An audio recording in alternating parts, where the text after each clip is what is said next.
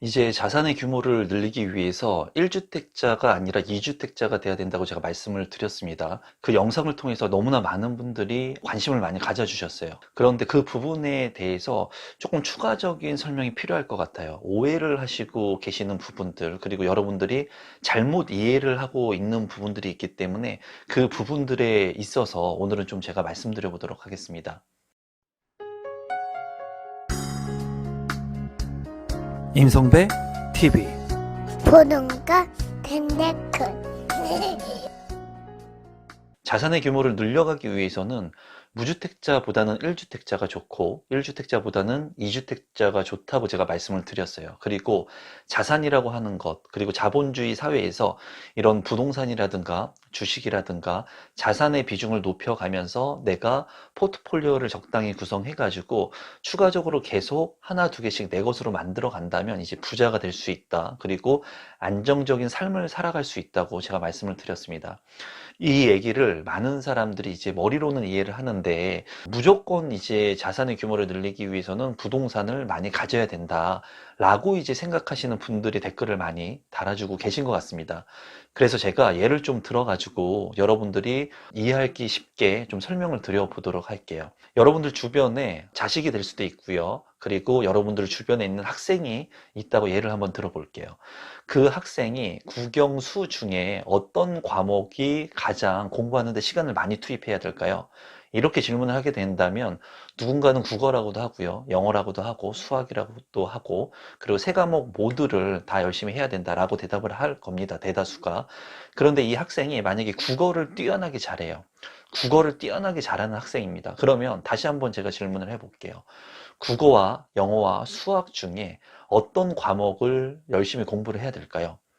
여기에서는 생각의 차이로 나뉘게 될 겁니다.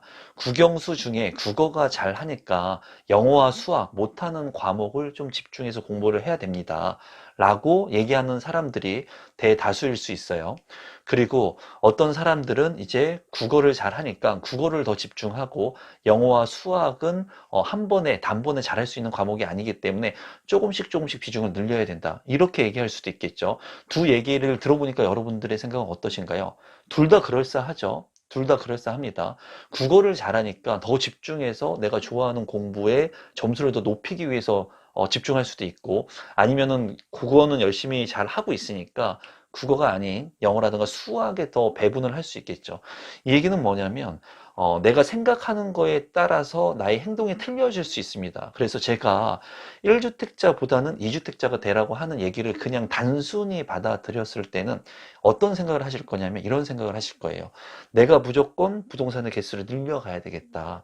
개인으로 했을 때 세금이 많이 들게 되면은 법인을 활용해서라도 또는 다른 방안을 활용해서라도 부동산의 개수를 무조건 늘려가야겠다. 이렇게 생각할 수 있습니다. 여기서는 이제 오류가 올 수 있습니다. 어떤 오류가 올 수 있냐면 무조건 부동산의 개수를 늘려야겠다라고 생각을 할 수가 있습니다. 근데 반대로 부동산을 줄여야 하는 그런 경우의 수도 생깁니다. 예를 들어서 내 집 마련을 할 때 여러분들한테 많은 말씀을 드렸어요. 청약을 통해서, 경매를 통해서, 매매를 통해서, 여기에서 이제 청약이라고 하는 것은 시간의 레버리지를 활용할 수 있기 때문에 청약을 통해서 내 집 마련을 하면 원가에 사는 효과를 가져갈 수 있다라고 이제 전반적인 얘기를 제가 했습니다, 여러분들한테.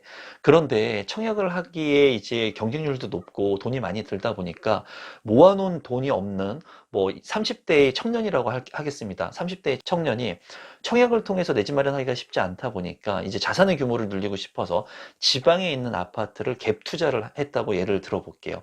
이 갭 투자가 좋다 나쁘다 이거는 생각이 다른 거예요. 내가 자금이 없어가지고 전세 레버리지를 활용해가지고 갭 투자를 할 수도 있는 겁니다. 그리고 그런 자산들을 모아가지고 나중에 핵심적인 입지로 디딤돌의 전략을 써가지고 건너갈 수도 있어요.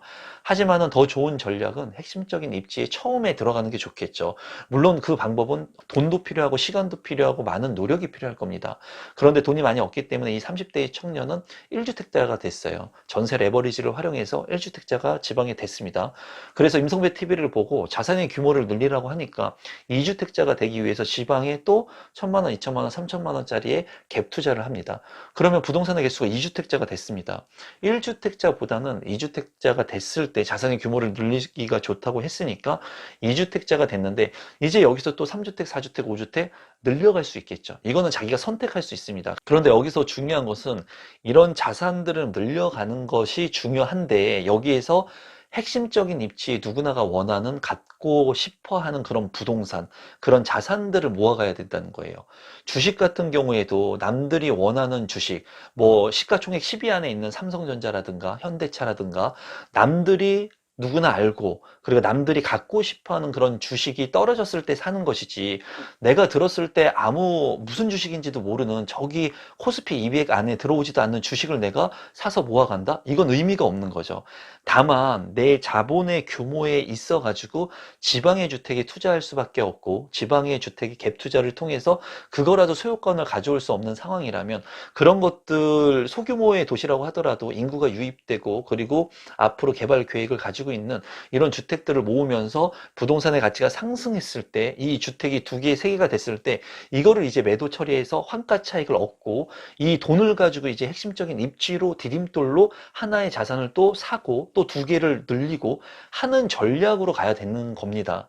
제가 이제 자산의 개수, 그 1주택자보다는 2주택자가 돼야 된다 하는 얘기는 이 앞에 얘기가 지금 빠져 있는 거죠. 앞에 있는 얘기가 빠져 있는 겁니다. 그러니까 제가 앞서 영상을 찍은 2주택자가 돼야 된다라고 하는 그 영상은 제 관점에서 봤을 때는 무분별하게 지방에 있는 아파트들을 2채, 3채, 10채씩 늘리라고 하는 영상들이 많은 것 같은데 그런 의미로 제가 말씀드리는 것이 아니라 그렇게 해서 시작은 하되 할 수 있으면 그리고 그 환가 차익을 통해 가지고 이 돈을 좋은 지역으로 돈의 흐름을 연결시켜 줘야 된다는 거예요.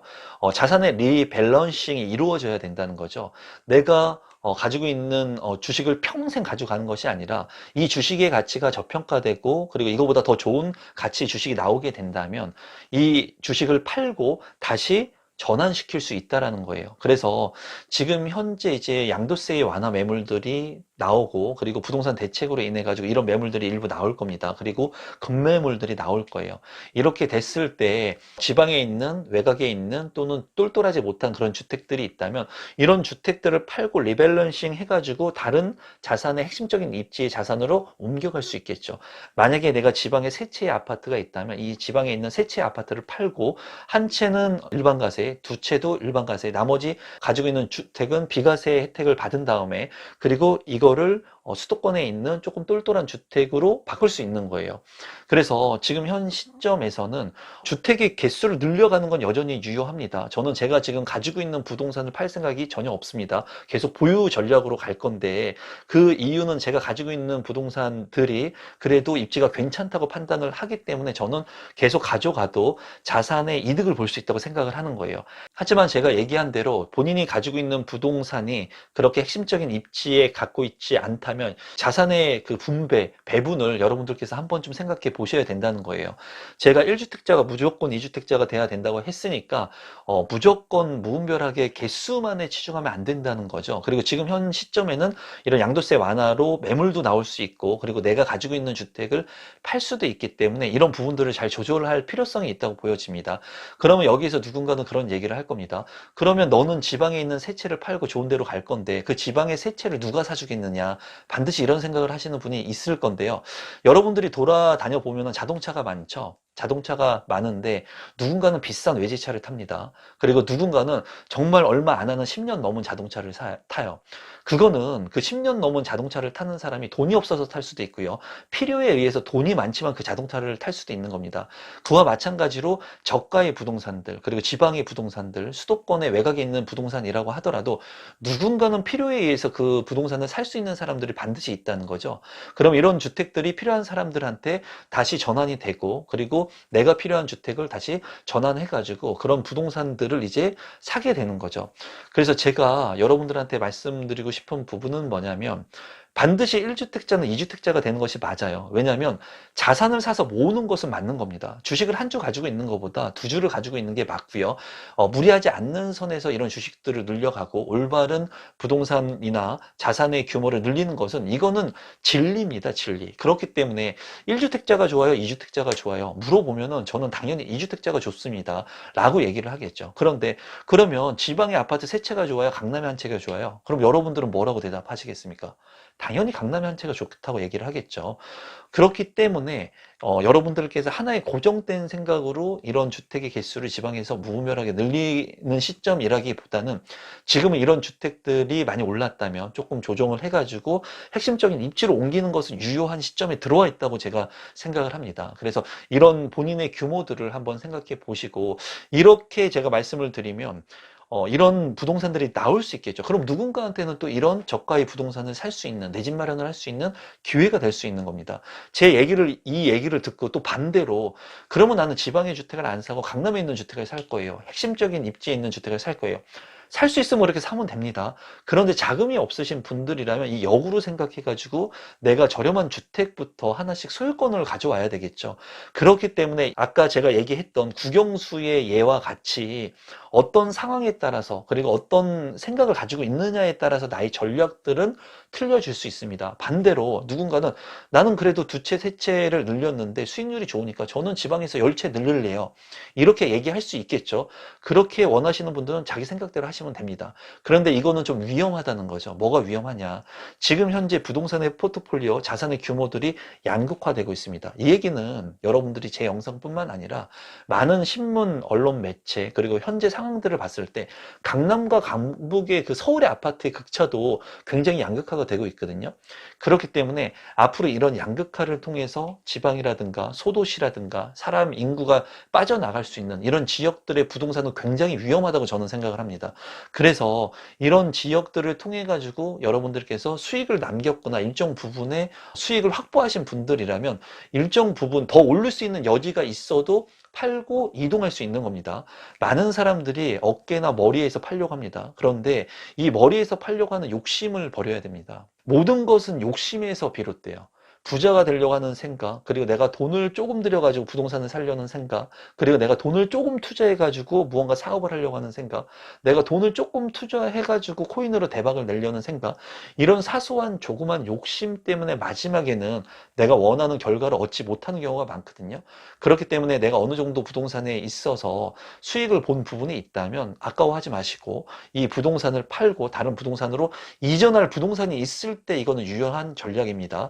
그냥 이거를 팔고 현금을 가지고 있고 내가 나중에 이거 살 거야, 이런 개념보다는 세 개의 부동산, 지방의 부동산이 수익을 남겼다면 이 부동산을 팔기 전에 내가 살 수 있는 부동산, 그리고 있는 매물들 확인을 하고 대체를 한다 라고 생각을 합니다. 그래서 부동산은 만약에 가지고 있는 부동산을 처분하게 됐을 때는 이 부동산을 다른 부동산으로 바로 이전을 할 수 있게끔 포트폴리오를 짜는 것이 그래도 안정적이기 때문에 이런 생각들을 좀 하시면 좋을 것 같습니다. 최근에 이주택자가 되어라 하는 그런 영상들, 그리고 최근에 나오는 정책의 기조들을 보면 여러분들한테 반드시 기회가 될 수 있는 부분들이 지금 생기고 있습니다. 이 부분은 무주택자, 1주택자, 다주택자, 투자자들 모두한테 기회가 될 수 있는 시장 여건이 지금 만들어지고 있습니다. 여기에서 발빠른 분들은 누군가 행동하고 자산의 규모를 늘려갈 거고요. 누군가는 관망만 하게 될 겁니다. 이것은 지나간 과거를 보더라도 똑같아요. 무주택자 분들은 지속해서 계속 무주택을 유지하는 경우가 많고요. 무주택의 벽을 뚫고 1주택자가 되신 분들은 1주택자의 자산 규모가 올라가는 것을 체득을 했기 때문에 2주택자가 되고, 2주택자가 되신 분들은 다주택자가 되고 투자자가 되고 올바른 재테크를 하면서 내가 가만히 있어도 돈이 들어올 수 있는 그런 프로세스를 만들어 가는 거죠. 그러니까 누구는 365일 12시간씩 일해도 얼마 벌지 못하지만은 누구는 하루 종일 놀고 있는 것처럼 보여도 계속 돈이 들어오는 구조를 만들어내는 겁니다. 이거는 생각의 차이거든요. 이 생각의 차이를 여러분들께서, 제 영상을 보시는 구독자분들께서 한 번쯤 생각해 보시고 지금 이런 구조, 프로세스, 시스템을 만들 수 있는 시기가 어쩌면 다가오고 있다라고 생각해 주시면 좋을 것 같고요. 마지막으로 제가 가지고 있는 생각, 부동산의 원칙, 기본, 틀 똑같습니다. 무주택자는 빠르게 1주택자가 돼야 된다. 빠르게입니다, 여러분. 무주택자는 시점을 보고 저가에 내 집 마련을 해야 된다가 아니라 무주택자는 빠르게 돼야 된다. 이 빠르게라고 제가 얘기를 해도 빠르게 되기가 쉽지가 않습니다. 두렵기 때문에. 믿을 만한 사람, 그리고 부동산의 경험이 많은 사람이 빠르게 주택을 사라고 얘기를 해도 절대 사지 못합니다. 왜? 내 전 재산, 플러스 대출이라고 하는 레버리지까지 다 넣어가지고 정말 영혼을 넣어가지고 내 집 마련 한 채를 할 수 있기 때문에 핵심적인 입지에 쉽게 하지 못한다는 거예요. 그런 두려움 속에서 내 집이 꼭 필요하다는 얘기들, 이런 메시지들을 전달해 주는 것이 중요하다고 생각을 하고, 저 역시도 내 집 마련하기가 쉽지 않았습니다. 하지만은 이런 과정들을 거쳐 나가면서 1주택자가 되고 이제 2주택자가 되고 이제 투자를 할 수 있는 여건이 만들어졌거든요. 그래서 지금 현재 가격이 많이 오르는 시점에 내 집 마련을 하는 것이 아니라 가격이 조정을 받고 많은 매물들이 나올 수 있고 대출의 규제를 활용할 수 있는 이런 시점에 우리 구독자분들이라면 한번 내 집 마련할 수 있는 시기가 오지 않았나 생각을 해보시고, 여기서 멈추지 마시고 내가 1주택뿐만 아니라 2주택자의 스탠스는 어떻게 취해야 될 것인가, 제가 찍어 놓은 이제 2주택자가 되어라 하는 영상도 이 영상 다 보시고 나서 한번 보시면 도움이 될 거라고 생각을 합니다. 2019년도부터 제가 유튜브를 하면서 지금까지 여전히 믿고 봐주시는 많은 분들이 계셔서 너무 감사드리고요. 오늘 영상을 통해서 여러분들의 생각이 좀 변화할 수 있고, 그리고 지금 어려운 시국 속에서 무언가 희망을 볼 수 있는 그런 계기가 됐으면 좋겠습니다. 최근에 이제 멤버십 가입까지 해주신 구독자분들께 진심으로 감사드리고, 제가 더 많은 것을 해드릴 수 있도록 노력을 하도록 하겠습니다. 그럼 오늘 영상은 이것으로 마무리 짓도록 하겠습니다. 고맙습니다.